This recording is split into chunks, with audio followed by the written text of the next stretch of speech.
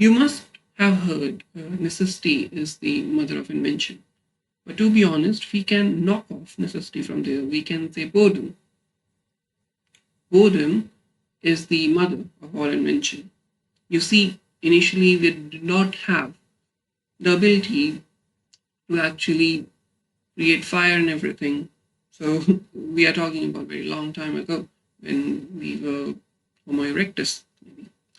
So at that point of time, we created tools. We created tools so that our work is reduced. We had to do repetitive tasks, taking one stone and repetitively banging it on other and trying to make something out of it. The same thing still remains. We have never liked boredom over our evolution. So how did boredom come into this task?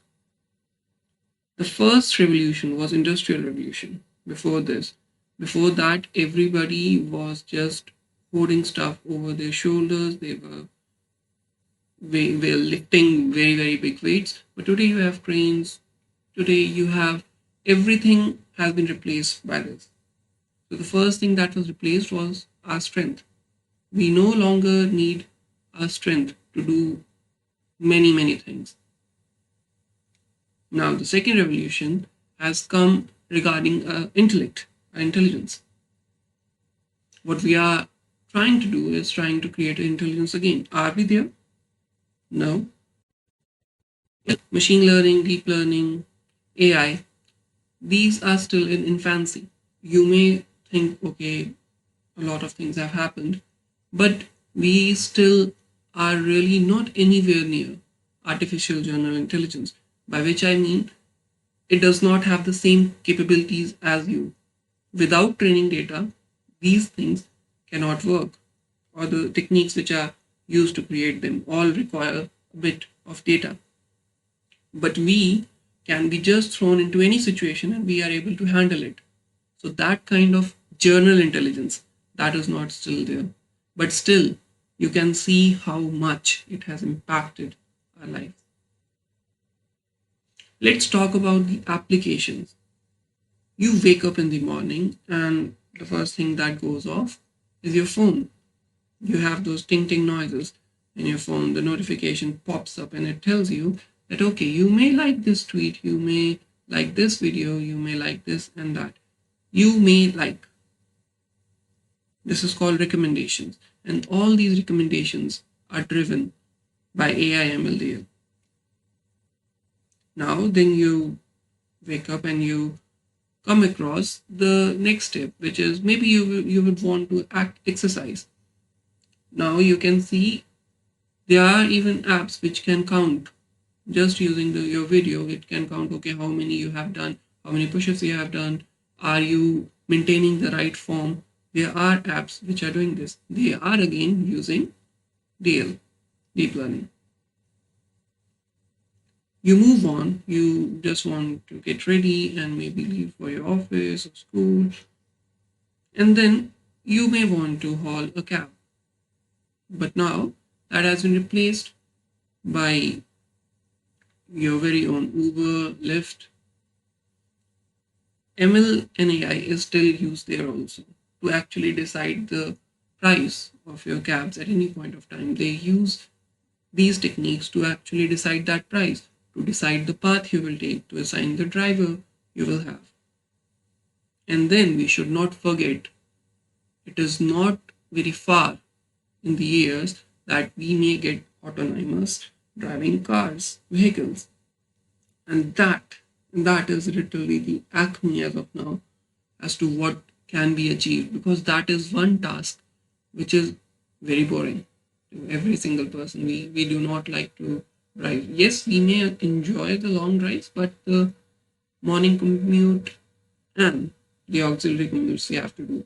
Driving is one of the things which people really don't want to do. But yes, that is going to be replaced by using deep learning and machine learning AI. Moving on, then you have the ability to generate subtitles just from the video. Right now, you are listening to me. If you just go to the bottom right, you will be seeing the subtitle button. And if you just click on it, subtitles will be generated in English. I have not input these subtitles, but these subtitles are coming there. That is done using a deep learning model. Now, the Google searches are done using the deep learning model. We may not see in the case of Google search because it has been very long we have been using. We do not see the difference as to how things have steered towards that way. But yes, if you go to Google Images, you will be able to see that okay, whatever weird kind of query you can put, they are able to get it out. So they are able to actually relate the language with the images. That is again done using deep learning. Medicine has been really benefited by deep learning. Just during the corona times, people used AI techniques, deep learning techniques to generate new drugs for this purpose. They were trying to create new drugs. Also in pharmaceutical field, it really takes a lot of time to actually create new drugs, to design new drugs. But by using a machine learning, deep learning, that is going to change. So medicine is going to be hugely impacted. The game is going to change there. Detection, early breast cancer detection and other kinds of cancer detections, pneumonia detection, every single kind of imagery you had for your body, the x-rays, the MRIs, all of them are now analyzed using AI. And in some cases, they are able to point out things which may have been left out by the radiologist or the person who is looking at your scans. That is also happening. So the prevention, AI is giving us life. It is preventing diseases for us. It is able to play games. It has beaten many chess grandmasters. But then it also can teach them new techniques. It is able to generate music. We are able to today generate music. We are not very effective in that as of now. But yes, you may get AI singers. I think in Japan there are AI singers. And finally, we come on to robots. That is where AI comes in. So robots will be then, when they are finally developed enough, they will be able to take care of our elderly. That is some one work which is really going on at God's speed. That we want robots to take care of our elderly, to actually emulate emotions, to imitate emotions so they don't feel lonely. Apart from that, all repetitive work that is going to be taken up by robots. But then the question comes, what will we do? Then what is the future of all of us? Will AI take our jobs? That is the question which comes to many people's minds that, okay, will AI, ML, take away our jobs? No, it is not going to take away your job. And sometimes it is going to augment your job. It is going to help you, like in the case of radiologist. Maybe she missed something and AI is going to point out, and then the decision can be revised. In other cases, yes, maybe that job will be gone, but new ones will be created. So it is not that your jobs and everything will go away. New things will take up old things.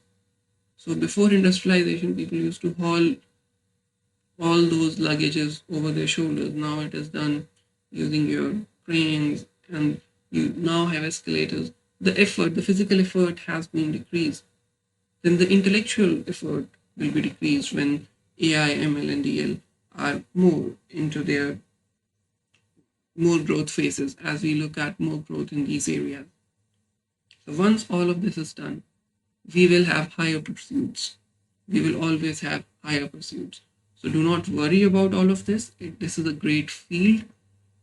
You get to understand how you can create things, how you can use the power of data to actually create value. And that is the best thing. That is the best contribution you can do to society by learning this and then helping the society. And yes, that would be the best use of our knowledge when we know enough of it to actually make impact. So yes, thank you everybody for listening. I hope you learned something. Let's meet again. Thank you.